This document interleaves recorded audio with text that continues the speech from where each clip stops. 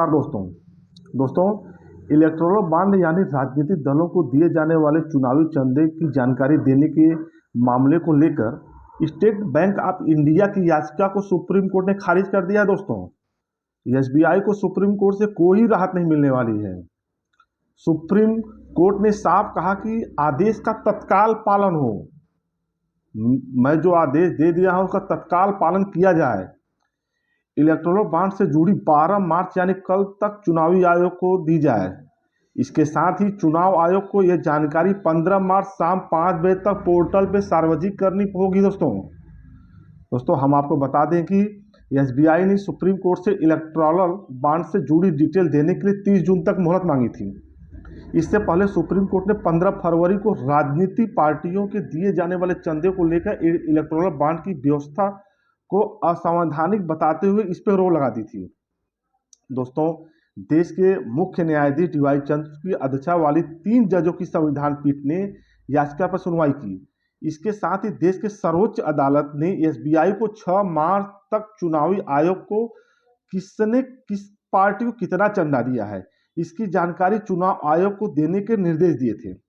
लेकिन 6 मार्च से पहले ही एसबीआई सुप्रीम कोर्ट में याचिका लेकर पहुंच गई, जिसमें उसने चंदे से जुड़ी जानकारी देने के लिए 30 जून का वक्त देने की मांग की है। दोस्तों हम आपको बता दें कि सुप्रीम कोर्ट ने कहा कि आप तत्काल आदेश का पालन करिए, आप ईएसआई के सामने जानकारी ओपन करें। यह बहुत गंभीर मामला है। एसबीआई ने कहा कि ब्रांड नंबर, नाम और कितने का ब्रांड है ये 2-3 हफ्ते में ईएसआई को मुहैया करा देंगे। किस पार्टी को क्या दिया गया है ये भी 3 सप्ताह में मुहैया करा देंगे। कोर्ट ने पूछा कि पिछले 26 दिनों में एसबीआई ने क्या किया। यह बात आपकी अर्जी के लिए नहीं बताई गई है। यह बताना था कि कोर्ट के आदेश के बाद एसबीआई ने डाटा उपलब्ध कराने के लिए क्या क्या किया। साल्वे जो एसबीआई के वरिष्ठ वकील हैं, साल्वे ने कहा कि कम से कम 3 माह चाहिए। हम कोई गलती न कर सकें अन्यथा लोग हमारे खिलाफ मुकदमा दर्ज करा देंगे। साल्वे ने कहा कि ब्रांड किसने खरीदी यह जानकारी दे सकते हैं, लेकिन नाम के साथ ब्रांड नंबर देने के लिए समझ चाहिए। काम चल रहा है। जो उनके वरिष्ठ वकील हैं साल्वे, वो बोले काम चल रहा है इस पे।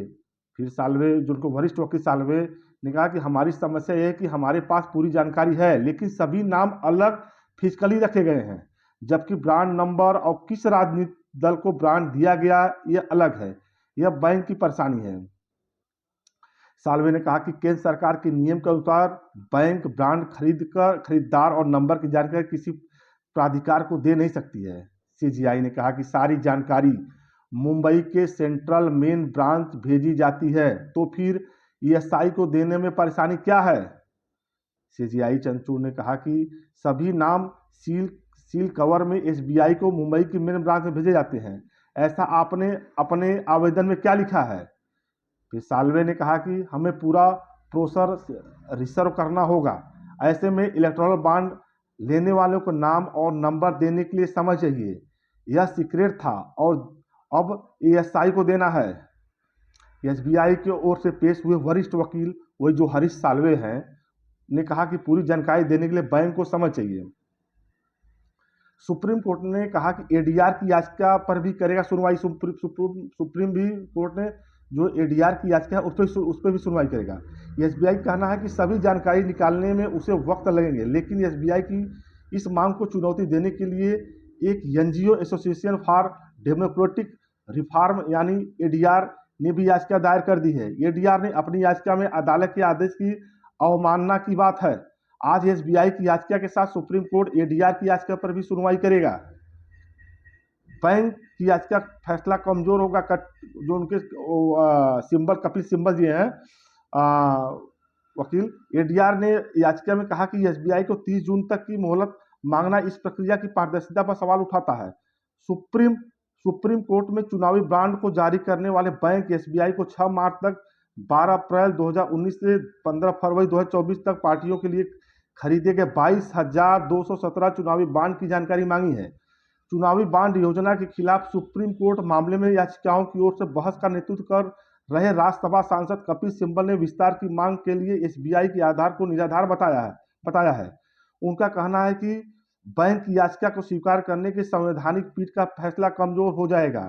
दोस्तों, हम आपको बता दें कि ये मामला धीरे धीरे मामला तूल पकड़ता चला जा रहा है। अब एसबीआई 30 जून तक समय मांगी है, जो कि उस पर कोर्ट ने सख्त निर्देश दिया है कि मुझे कल शाम तक इसका जवाब चाहिए और उसको आप सार्वजनिक कर दीजिए, नहीं तो उस आपके ऊपर एक्शन होगा। दोस्तों, हमारी रिपोर्ट कैसे लगी आप जरूर बताइएगा। नमस्कार दोस्तों।